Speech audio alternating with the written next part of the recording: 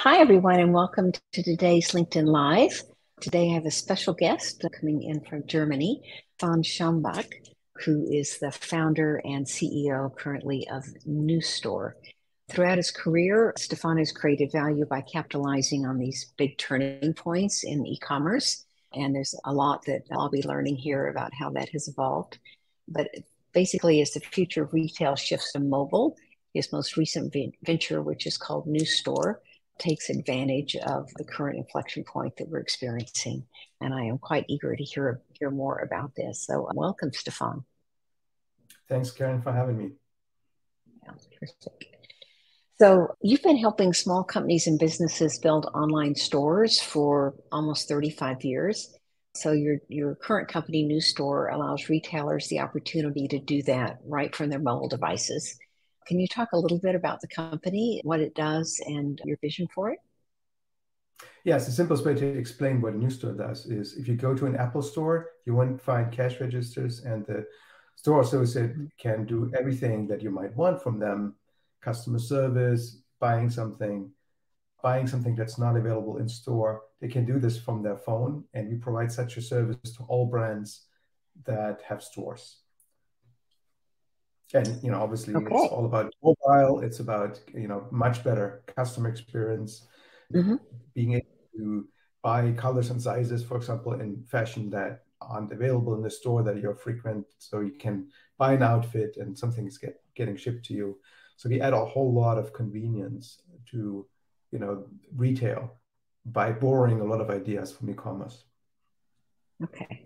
Yeah, I watched a video, as I mentioned to you before we went live, of the way this works at one of your customers, Untuckit. And it was just fascinating to see so much friction removed from the process.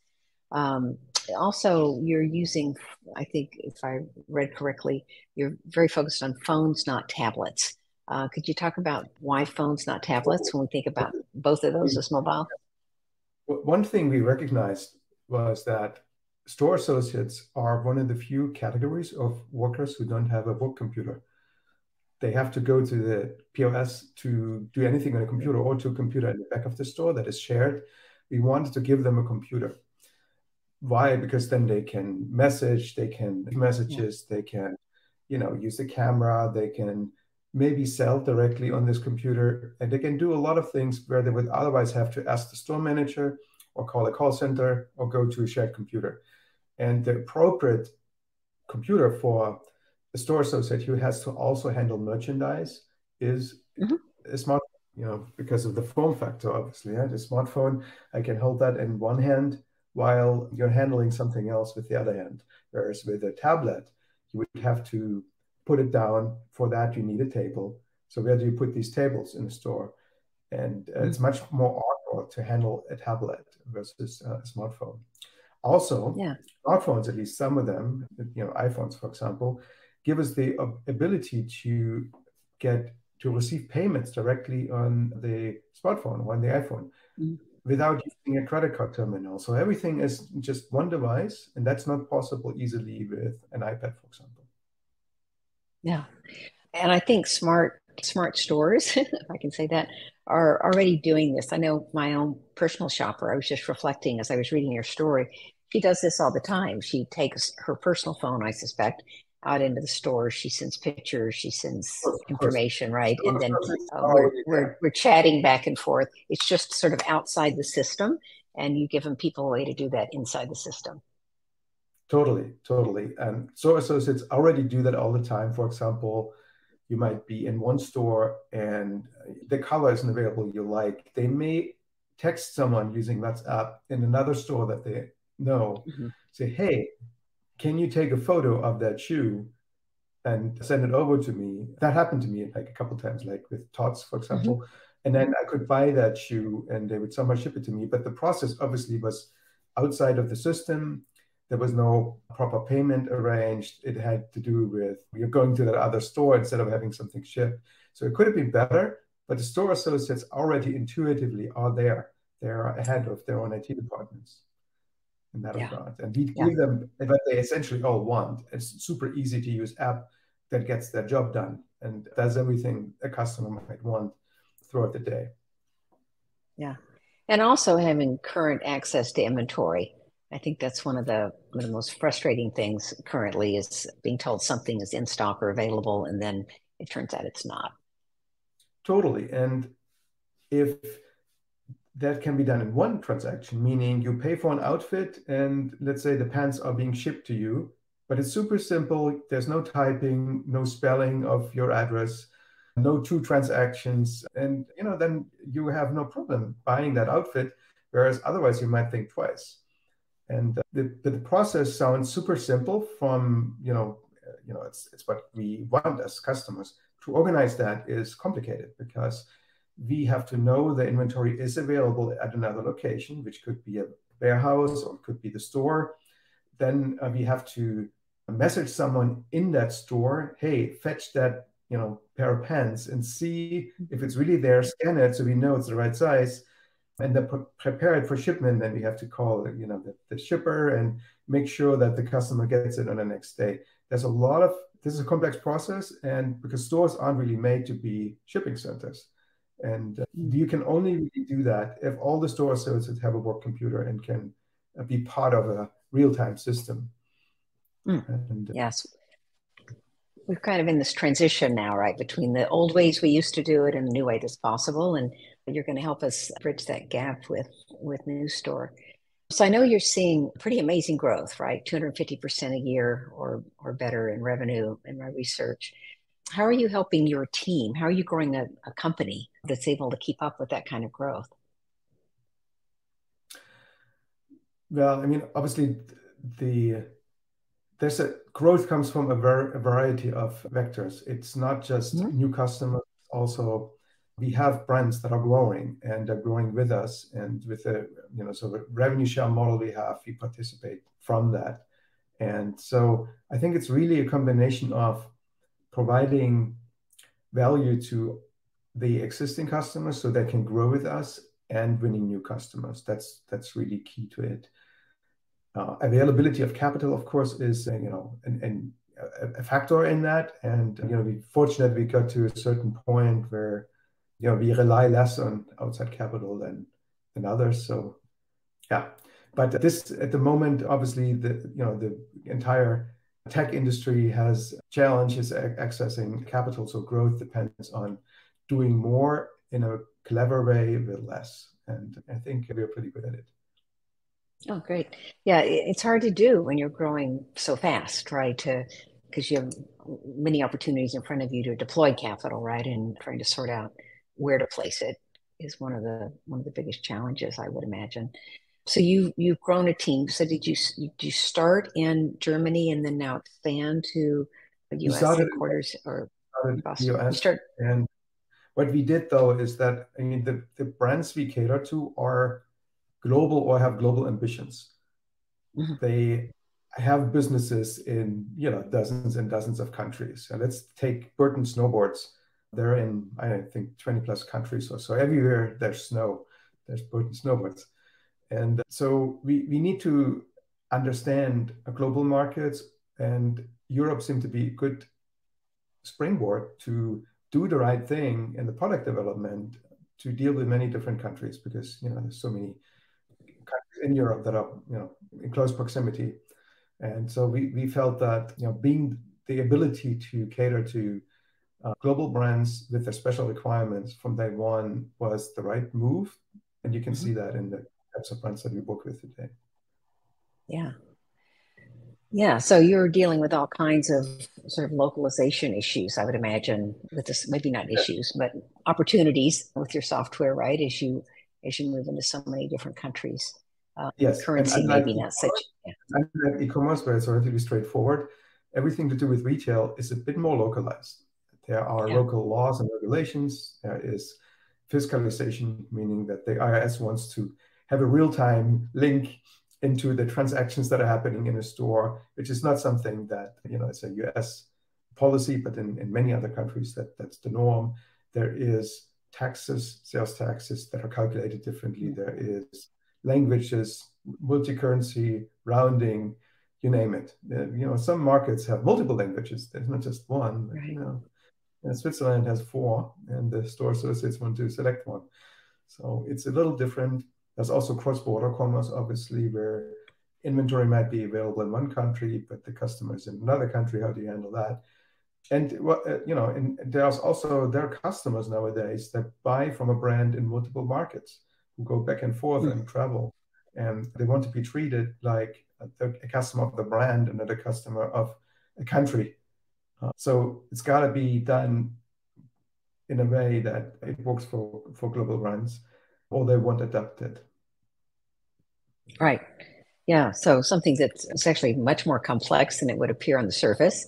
And I would imagine that these bigger global brands, I love that you said Burton. I lived in Vermont for 20 years. It's one of my favorite places on the planet, and certainly an amazing company, Burton Snowboards. Snowboards and more now, I suppose we should say. But anyway, so you have this super complex issue from the company side, but it needs to be very simple on the customer side, right? Because the customer just wants like no friction. They just want to be seen as a customer. And simple for the customer and simple for the store associate, because store associates are often they're not really technologists. They're often interested in people, they're interested in the brand and the products that the brand sells. And they often don't have time for a massive amount of IT training. What we give them is an app that more or less operates like any other app. So their ability to do more for me as a customer quickly, without fuss and a lot of training, determines how easy it is for me as a customer. And so we need to really look at the customer experience through the lens of what the associate is able to do without much training. Yeah, terrific.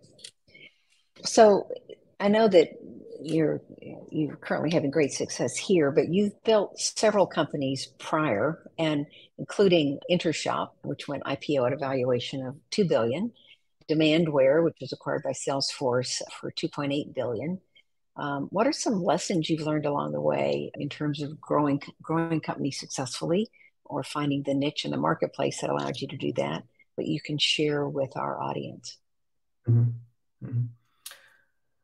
I would say one important lesson is that it takes multiple trends that reinforce each other to, build a business into a market leader. So it's important that the market itself is growing. In our case, what that means is that these brands who used to just design and manufacture products, they're now selling directly to consumers and not as much through department stores and third parties anymore. So they all want to, get to, let's say, 80% or so consumer direct business, and have only a few B2B relationships with department stores. And that produces a growth market for us. So that's important for us to have this market growing for reasons independent of the macroeconomic environment. Then mobile was a big trend and is a big trend for us, and we believe that mobile can replace, like I would say, 100% of the dedicated hardware from stores. And if you go to, let's say, a Macy's or a similar department store and have a look at the POS, there are at least 10 or 15 hardware pieces on a table, and it looks ugly, and the wires everywhere. And each individual piece costs money to maintain, and it's hard to use. It's not helping with the customer experience. We can make this a software business. Yeah? So this trend of mobile helping to consumerize the enterprise is another important trend for us that we really exploit. Finding those reinforcing trends that make something new possible is important. Another one that has more general implications for entrepreneurship is take the money when you can get it, and not when you need it. And this is difficult for an entrepreneur to really hit right, but it's obviously tempting, for entrepreneurs not to take the money when there's lots of offers, but then it might be very hard to get any investments when there's no money around. So take the money when you can get it, not when you need it. Yeah. I think the secret there is spending it wisely when you get it. The founder of MuleSoft, said once they took money and they perhaps didn't spend it as wisely when he looked back on what they got for it. And I mentioned MuleSoft because they were also, of course, acquired by Salesforce for, I think, $6.8 maybe billion. So they recovered from that. but you have to be really careful about how you spend it once you have it. How do you balance that? How do you make sure that you're spending it wisely when you may Well, not need it yet? yeah, we do financial planning, of course, and then we check where we stand on a regular basis. And yeah, there's no secret sauce to it really. And often it's also about finding out or tapping into the creative potential of all employees to get more done with less. Yeah. Do you have a process you use for that? How do you get that from your employees? It depends a little bit on where in the company we want to do something, but we want small teams that can make decisions independently based on an outcome that can be measured. And if they know what their goal is and what the outcome is that they're measuring, they see where they stand and they can make decisions independent of input from, let's say, the executive management team. And so having more entrepreneurial structures within the company, they help that a lot. Yeah, terrific. So having people really clear about what the big goals are, what those big metrics are, how their part plays, how their team plays a part. But that also gives them the And freedom to make decisions based on yeah, that, right? yeah, And yeah, develop strategies without having them approved necessarily. Give them the freedom to try, 3 or 4 different ways to do something. Is necessary to find the best way sometimes. yeah. You have to learn, right? I think it's luck when you land on things the first time. So giving ways to debrief and learn in those teams is terrific. So you famously, or perhaps infamously, invented the online shopping cart. So what are some trends we can expect to see in the e-commerce world in 2023 and beyond? You've talked about sort of some of the current things that you're paying attention to. What are some trends that we can see looking forward? There is a lot of investment in consumer shopping apps, so providing a much better shopping experience on mobile devices compared to just a mobile website. So that's a thing that's hasn't been popular for a while, but it's coming back now with a vengeance. So that's a interesting trend. There's a lot of interesting development in payments. One I already mentioned, the ability to bypass credit card terminals and to pay on a smartphone. That will be interesting, not just for e-commerce or for retail. That we'll see it in hospitality. We're going to see it in restaurants eventually. So no longer handing the credit card to putting it on the receipt and then waiting for the waiter to come back. So the waiter will come with a phone and then you pay directly on the phone.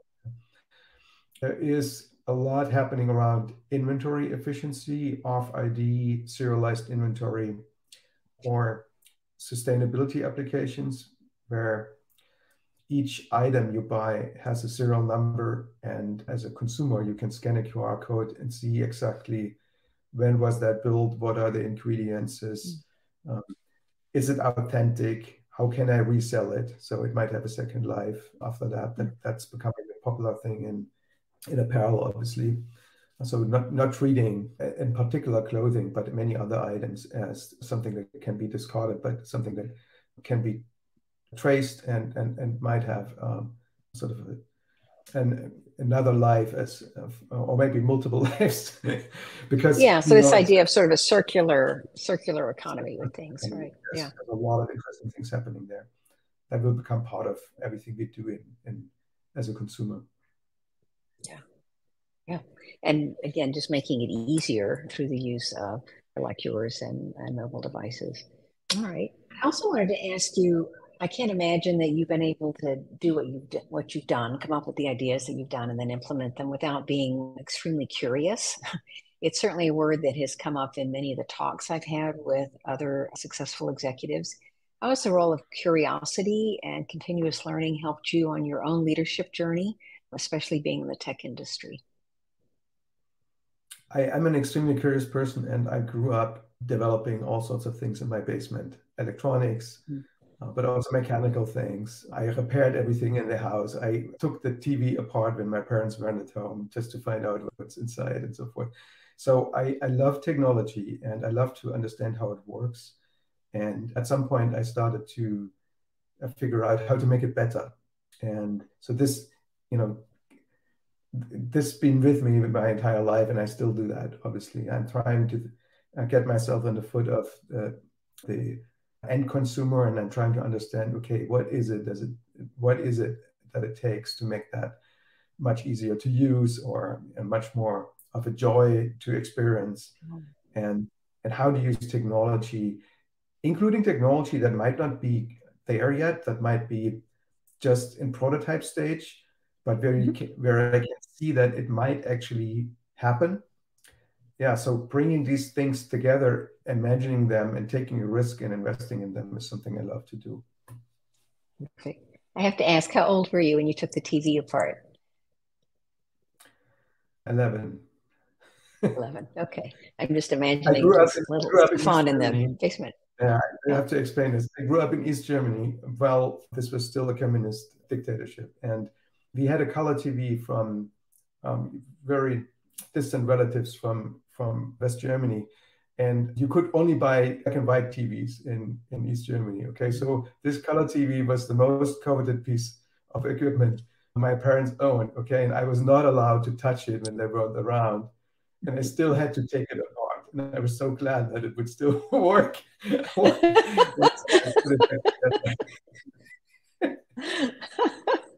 Oh, that's great. Not only could you not touch it, you took it apart. That's lovely. So you mentioned you were born in communist East Germany. You were there through the fall of the Iron Curtain.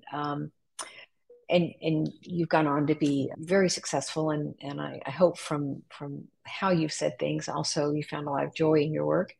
Was there a moment in your life when you knew that you would be successful? The tagline for my consulting business is up and to the right, because that's the spot on the 2x2 matrix where we all want to be.